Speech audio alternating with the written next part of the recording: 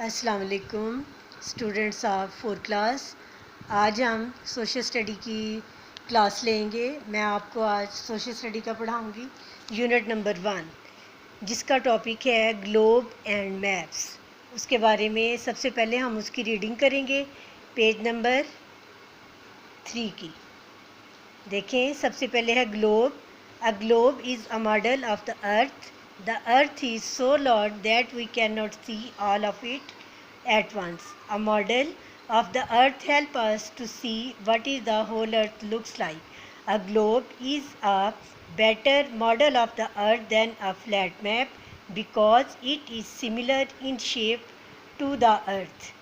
Globe के बारे में आपने पढ़ा है। ग्लोब तो आप ये देख रहे हैं ना बुक के ऊपर, गोल सी जो चीज़ बनी है इसको हम ग्लोब कहेंगे।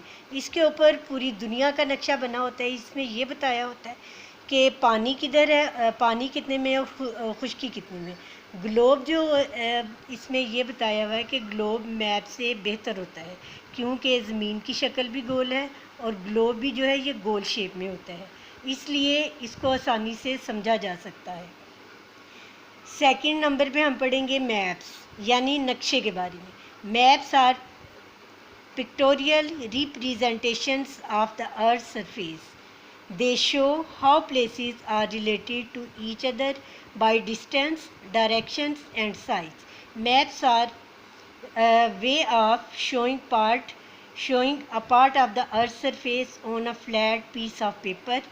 Maps are flat but they are made to represent an area, city or country. Maps are important tools and are indispensable to geographers. Maps have been used by humans for hundreds of the years. A person who make map is called a cartographer.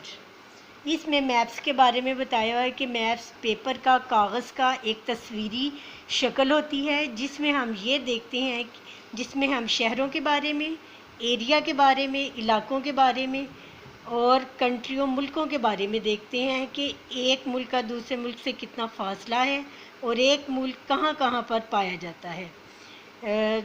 ये नक्शा बनाने वाले को geographer कहते हैं।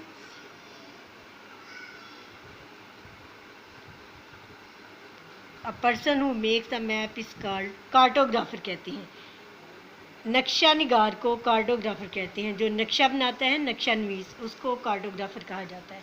इसमें most important बात जो ये है वो ये बताई गई है कि ग्लोब और नक्शे में क्या कुछ दिखाया जाता है। तो उसमें यही है कि वो ज़मीन के बारे में सारी मालूमात दी जाती हैं।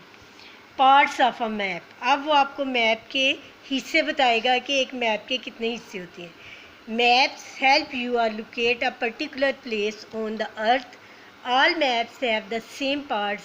Each part help you to read the map and understand it. These parts are as follows. ये इसमें ये बताया हुआ है कि ये जो मुख्तलिफ पार्ट्स होते हैं मैप्स के, ये हमको पढ़ने में मदद देते हैं और हमारे मैप्स को जानने के लिए इसमें आसानी पैदा करते हैं। मैप्स की आगे से उन्होंने बताई हुई है कि मैप्स की कितनी टाइप्स हैं। Map title, the map title tell you what the map is about. यानी कि मैप में ये बताया, मैप टाइटल वो होता है कि वो ये बताता है कि ये मैप जो है किस बारे में है, ये नक्शा किसके मुतालिक है और ये इसकी निशानदेही मैप के ऊपर या नीचे की जाती है। आगे है map scale. Map scale is the relationship or ratio between a linear measurement on a map and a corresponding distance on earth surface. इसमें आप ये समझ लें, surface for example the scale 1.100 mean that 1 unit inch or centimetre on the map represents 100 kilometre. km means kilometre on earth surface. The term small scale sometimes refers to the study of all of the small areas. Most maps have a distance scales.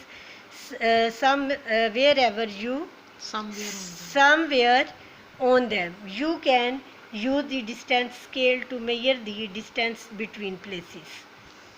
Map scale में ये बताया गया है कि एक area दूसरे area से कितने फासले पर वाक़या है और इसमें 100 किलोमीटर को जो अर्थ के ऊपर 100 किलोमीटर का फासला जो होता है 1.100 करके दिखाया जाता है, उसकी निशानदेही की जाती है और इसका मतलब ये होता है कि ज़मीन पर इसका फासला 100 किलोमीटर के बराबर है।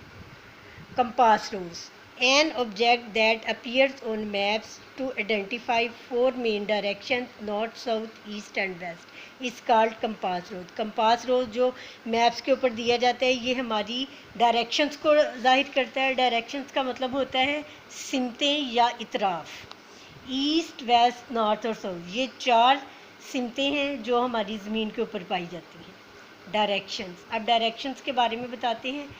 There is a map symbol that show direction. Map, you must have seen the drawing showing east, west, north and south directions on a map. This drawing is called the compass rose and it helps you to know the direction. These 4 directions, north, south, east and west are called the cardinal directions.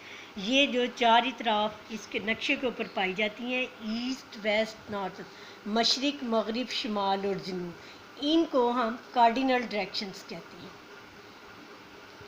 आज के लिए मेरा ख्याल इतना ही काफ़ी है। अब मैं आपको इसका पहला क्वेश्चन करवाती हूँ। डेट लगा लें अपनी बुक के ऊपर। पेज नंबर 5 तक हमने इसकी रीडिंग की है और समझ लिया है। अब हम इसका क्वेश्चन नंबर 1 करेंगे। क्वेश्चंस आपके दिए हुए हैं पेज नंबर 8 पर। क्वेश्चन नंबर 1 देखिए, व्हाट इज़ अ ग्लोब। ये आप अपनी कॉपी के ऊपर इस तरह से इसका होमवर्क स्टार्ट करेंगे। सबसे पहले आप होमवर्क लिखेंगे, डेट लिखेंगे, unit number 1, topic globe and maps. Question number 1, what is a globe. ये आपका लॉन्ग क्वेश्चन है, ये शॉर्ट नहीं है। इसका answer, a globe is a model of the earth. The earth is so large as a model of the earth helps us to see what the whole earth looks like. It is similar in shape to the earth. Question का मतलब है what is a globe, globe क्या है। इस answer, a globe is a, globe जो है वो ज़मीन की तरह का एक मॉडल है। ज़मीन बहुत बड़ी है और ये जो मॉडल होता है ये हमें ज़मीन के बारे में मालूमात के बारे को समझने में, ज़मीन को समझने में मदद देता है। ज़मीन जो है ये इसी की तरह की नज़र आती है जिस तरह का ग्लोब है गोल, उसी शक्ल की हमारी ज़मीन है। ये आपने अच्छी तरह से याद भी करना है और कॉपियों के ऊपर लिखना भी है। मैंने देखना है, आपका होमवर्क कल मैंने चेक करना है और आपने इसी तरह मुझे चेक करवाना है, ठीक है। फिर मैं आपको बताऊंगी आपने उसमें क्या मिस्टेक की है। अब थोड़ा सा हम बुक वर्क कर लेते हैं। Tick the correct option, page number 8 पे देखें।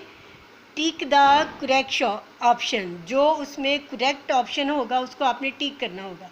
ऊपर पहला देखें, a, a person who makes map is called. जो आदमी नक्शा बनाता है उसको क्या कहते हैं। A cartographer, a scientist, a traveller या एन आर्टिस्ट। अ कार्टोग्राफर, इसको हम अ कार्टोग्राफर, इसको हम टिक करेंगे, ये ठीक है। सेकंड में है, it is the model of the अर्थ। इसमें कौन सा अर्थ का मॉडल है, ज़मीन का मॉडल कौन सा है। Compass, moon, globe, latitude. ये है ग्लोब, ग्लोब को टिक करेंगे। तीसरा देखिए, 4 direction north, south, east and west are called. ये क्या कहलाती हैं, cardinal directions, map scales, compass rose या लैटिट्यूड। क्या कहेंगे, कौन सा ठीक है, कार्डिनल डायरेक्शंस। इसके ऊपर टिक लगाएंगे। नंबर 4 देखें, लॉन्गिट्यूड, लाइंस, रन्स। ये भी आप रीडिंग करेंगे ना तो इसका पता चलेगा, लेकिन अभी सिर्फ ये बुक वर्क के लिए। ये लॉन्गिट्यूड जो लाइंस होती हैं ये रन्स करती हैं कौन सी तरफ, east and west, north and south, south and east, west and east. Correct लिखें, टिक लगाएं नंबर 2 पर, north and south, north and south. Last वाला देखिए, latitude lines run north and south, south and west, east and west, north and east, east and west. Number 3 वाला जो option है उसके ऊपर हम टिक करेंगे। कल मैंने आपका ये बुक वर्क भी देखना है कि आपने टिक लगाए हैं कि नहीं लगाए, वो भी देखना है और आपका होमवर्क भी चेक करना है। चलिए, अल्लाह हाफिज़, कल दोबारा मिलेंगे।